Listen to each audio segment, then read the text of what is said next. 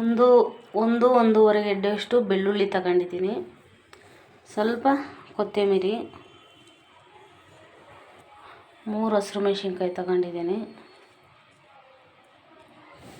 ಸ್ವಲ್ಪ ಪುದೀನ ತಗೊಂಡಿದ್ದೀನಿ, ಜಾಸ್ತಿ ತಗೊಂಡಿಲ್ಲ, ಸ್ವಲ್ಪ ಪುದೀನ ತಗೊಂಡಿದ್ದೀನಿ, ಒಂದು ಅರ್ಧ ಟೊಮೊಟೊ ತಗೊಂಡಿದ್ದೀನಿ, ಅರ್ಧನೇ ಸಾಕು ಟೊಮೊಟೊ, ಮತ್ತು ಸ್ವಲ್ಪ ಬೆಳ್ಳುಳ್ಳಿ, ಒಂದು ಗೆಡ್ಡೆ ಆಗೋಷ್ಟು ಒಂದು ಉಂಡೆ ಬೆಳ್ಳುಳ್ಳಿ ತಗೊಂಡಿದ್ದೀನಿ, ಮತ್ತು ಒಂದು ಅರ್ಧ ಇಂಚಷ್ಟು ಶುಂಠಿ ತಗೊಂಡಿದ್ದೀನಿ.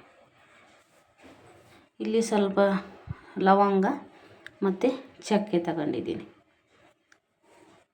ಅರ್ಧ kg ಆಗೋವಷ್ಟು ಚಿಕನ್ ಗ್ರೇವಿ, ಇವತ್ತು ತುಂಬಾ ಸ್ಪೆಷಲ್ಲಾಗಿ ಚಿಕನ್ ಗ್ರೇವಿ, ಒಂದು ಅರ್ಧ kg ಚಿಕನ್ ತಗೊಂಡಿದ್ದೀನಿ.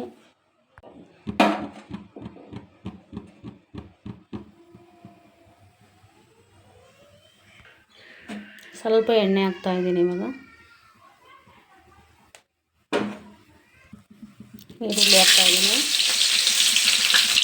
ಸ್ವಲ್ಪ ಬೆಳ್ಳುಳ್ಳಿ ಹಾಕ್ತಾಯಿದ್ದೀನಿ. ಅದಕ್ಕೇ ಇವಾಗ ಇದಕ್ಕೆ ಚಕ್ಕೆ ಲವಂಗ ಹಾಕ್ತಾಯಿದ್ದೀನಿ. ಸ್ವಲ್ಪ ನೋಡ್ಬೋದು ಈರುಳ್ಳಿ ಚೆನ್ನಾಗಿ ಫ್ರೈ ಆಗಿದೆ ಅಂಥೇಳಿ. ಏನು ಮಿಕ್ಸಿ ಒಳಗೆ ರುಬ್ದೇ ಸಿಂಪಲ್ಲಾಗಿ ಮಾಡುವ ಫ್ರೈ ತುಂಬಾ ಟೇಸ್ಟಿಯಾಗಿರುತ್ತೆ, ತುಂಬ ಚೆನ್ನಾಗಿರುತ್ತೆ. ಇವಾಗ ಹಸಿಮೆಣಸಿನ್ಕಾಯಿ ಹಾಕ್ತಾಯಿದ್ದೀನಿ, ಸ್ವಲ್ಪ ಶುಂಠಿ ಹಾಕ್ತಾಯಿದ್ದೀನಿ, ಅರ್ಧ kg ಚಿಕನ್ ಹಾಕ್ತಾಯಿದ್ದೀನಿ.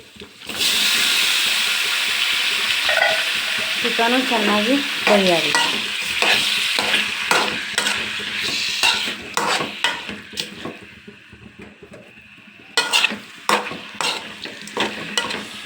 ಈಗ ಒಂದು ಅರ್ಧ ಕಪ್ಪಷ್ಟು ಅರಿಶಿನ ಹಾಕ್ತಾಯಿದ್ದೀನಿ,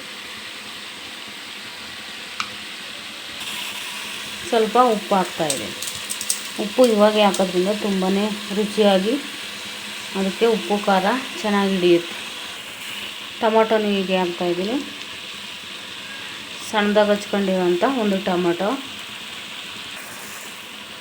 ಸ್ವಲ್ಪ ಪುದೀನ ಸೊಪ್ಪು ಇವಾಗ ಹಾಕ್ತಾಯಿದ್ದೀನಿ. ಎಲ್ಲ ಚೆನ್ನಾಗಿ ಅದು ಎಣ್ಣೆಯಲ್ಲೇ ಫ್ರೈ ಆಗಲಿ.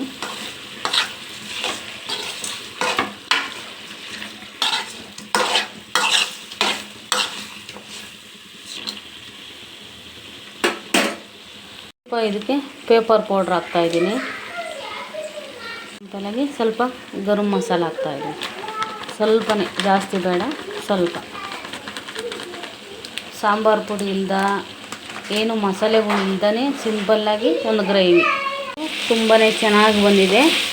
ತುಂಬ ಟೇಸ್ಟಿಯಾಗಿ ಸಿಂಪಲ್ಲಾಗಿ ಇವತ್ತು ಸಂಡೇ ಸ್ಪೆಷಲ್ಲು.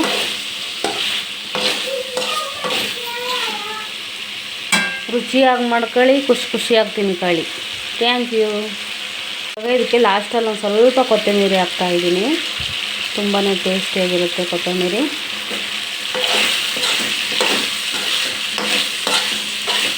ತುಂಬ ರುಚಿಯಾಗಿ ಮಾಡುವಂಥ ಒಂದು ಫ್ರೈ, ತುಂಬಾ ಸಿಂಪಲ್ ಫ್ರೈ. ನೀವು ಒಂದು ಸತಿ ಇದನ್ನು ಮಾಡ್ಕೊಂಡು ತಿಂದು ಹೇಗಿತ್ತು ಅಂತ ಕಮೆಂಟ್ ಮಾಡಿ.